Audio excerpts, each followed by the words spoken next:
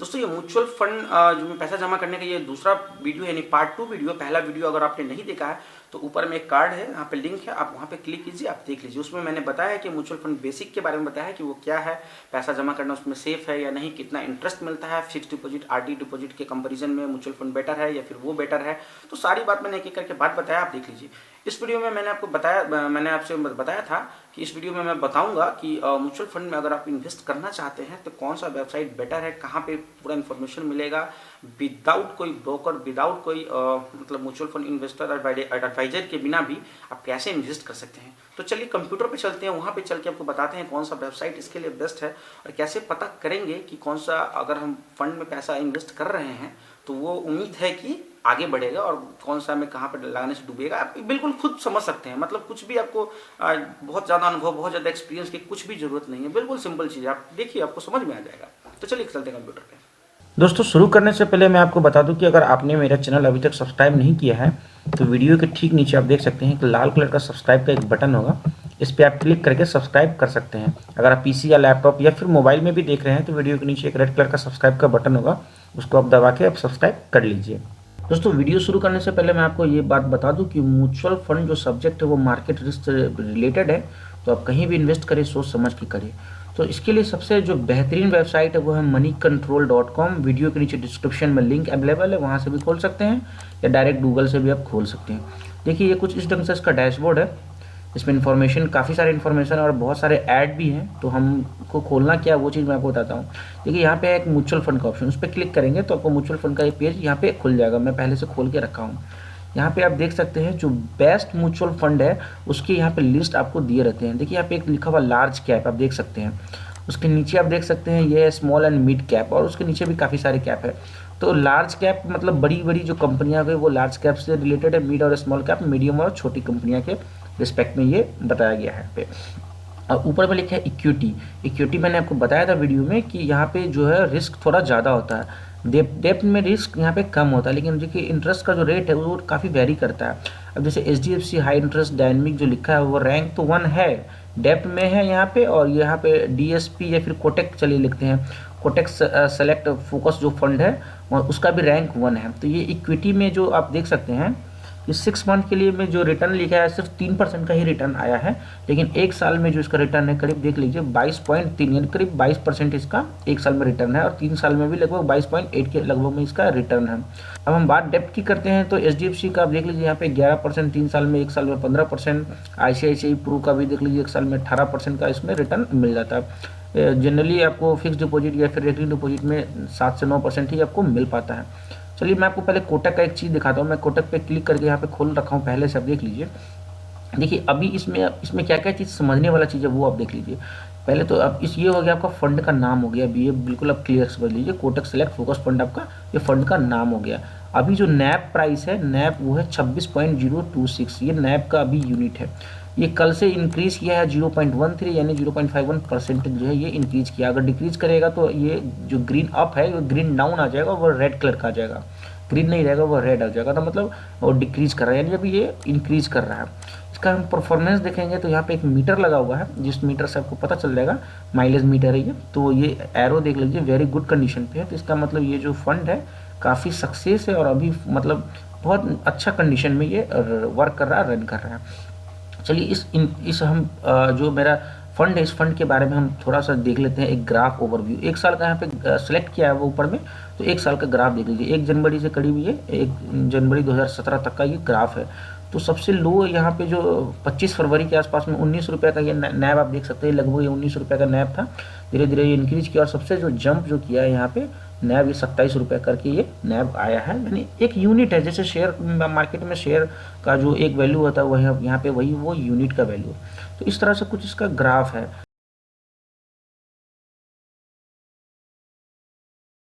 हम इसका कुछ रिटर्न्स के बारे में देख ले तो आप यहाँ पे देख लीजिएगा कि एक मंथ में इसका जो रिटर्न 6.8 आया है, और 3 महीना 6 महीना 5 साल में भी रिटर्न इसका 19.8 आया है, और ईयर वाइज रिटर्न कुछ आपको इस ढंग से आपको यहाँ पे देखने को मिल जाता है। और आप देख लीजिए यहाँ पे रिटर्न कैलकुलेटर, एक SIP कैलकुलेटर, मैं इसके बारे में थोड़ा देर में भी बता रहा हूँ आपको। तो सबसे पहले आप इसका एक बार ग्राफ देख लीजिए, परफॉर्मेंस देख लीजिए। 1 महीना में थोड़ा सा है, फिर 3 महीने में डाउन हुआ, 6 महीने में अप हुआ, 1 साल में काफ़ी बढ़ा, दूसरा साल में घट गया। तो ये ग्राफ घटता बढ़ता रहता है, थोड़ा सा आपको इसमें समझना होगा, बहुत बड़ा इसमें चीज़ नहीं है। चलिए अब देखते हैं इसमें इन्वेस्टमेंट इन्फॉर्मेशन में खोलते हैं, इसमें क्या क्या कैसे कैसे इसमें आपको करना होता है।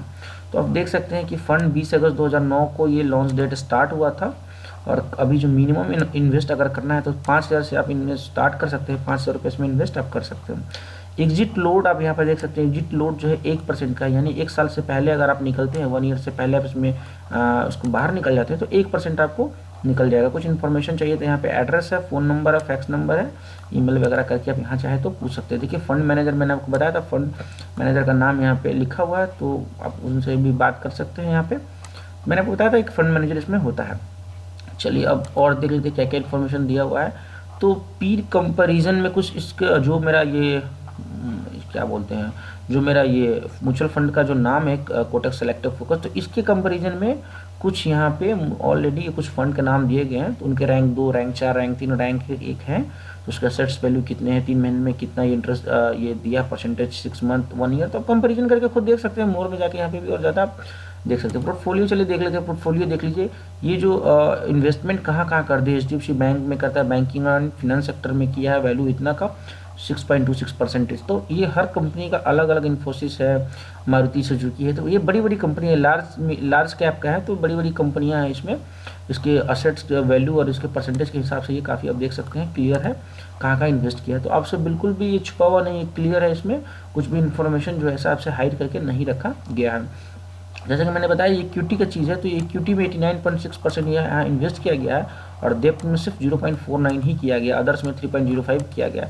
तो और कैश कॉल मतलब सब लेके आप देख सकते हैं इक्विटी मतलब फोकस किया है। तो इसमें रिस्क थोड़ा ज़्यादा होता है, लेकिन इसमें आपको प्रॉफिट भी, इंटरेस्ट रेट भी काफ़ी अच्छा मिलता है। कुछ न्यूज़ और वीडियो रिलेटेड है, आप इसे देखना चाहें तो देख सकते हैं। मैसेज में फ़िलहाल अभी कुछ नहीं है। तो हम आपको बोल रहे थे कि कैलकुलेटर के बारे में, तो रिटर्न्स कैलकुलेटर देखिए यहाँ पे अवेलेबल, इस पर आपको क्लिक करना होता है। कोई भी फंड में इन्वेस्ट करने से पहले आप SIP कैलकुलेटर या फिर रिटर्न कैलकुलेटर आप चेक कर लीजिए। तो मैं रिटर्न कैलकुलेटर इसलिए यूज़ करता हूँ कि वन टाइम अगर मैं पैसा इन्वेस्ट करूँ तो रिटर्न कैलकुलेटर, अगर मंथली वाइज आप पेमेंट करना चाहते हैं रेकरिंग डिपॉजिट की तरह, यानी SIP करना चाहते हैं, तो वहाँ पे आपको SIP कैलकुलेटर वहाँ पे आपको यूज़ करना पड़ेगा। तो फिलहाल मैं इसको खोल दिया हूँ, अब मैं देख लेता हूँ इसको।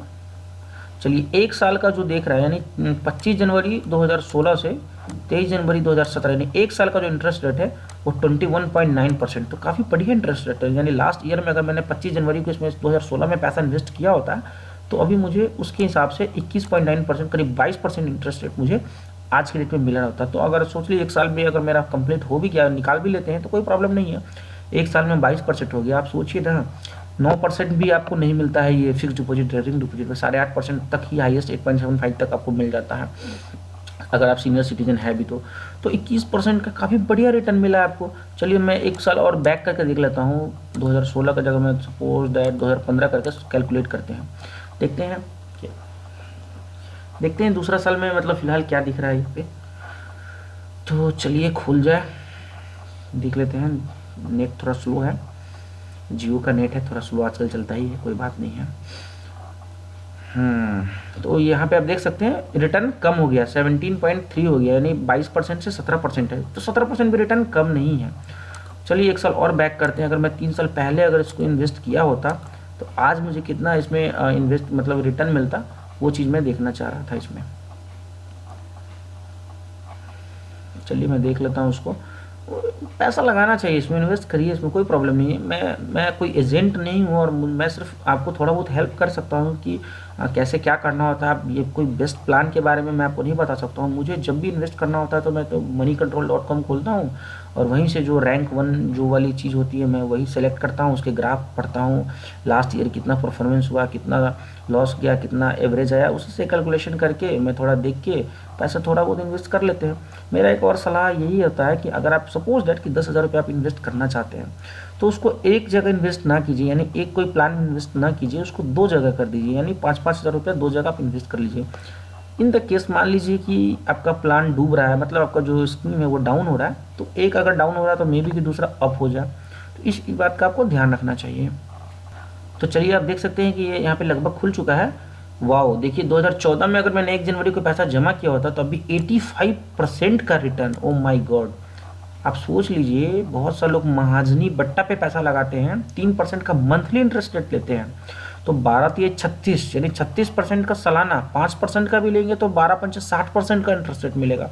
यहाँ तो 85% रिटर्न मिल रहा है। ये तो काफ़ी ज़्यादा, मतलब ये इसमें पैसा इन्वेस्ट जो किया होगा 3 साल पहले 2014 में जो इन्वेस्ट किया होगा, उसको तो बहुत अच्छा रिटर्न अभी मिलेगा। उसको पैसा तुरंत निकाल लेना चाहिए, आगे जो मार्केट डाउन हो तो उससे पहले निकाल लेना चाहिए। हालांकि मार्केट डाउन है, ये अप ही है, देख रहे हैं, ये अप ही जा रहा है, तो यहाँ पे कुछ डरने की बात नहीं है।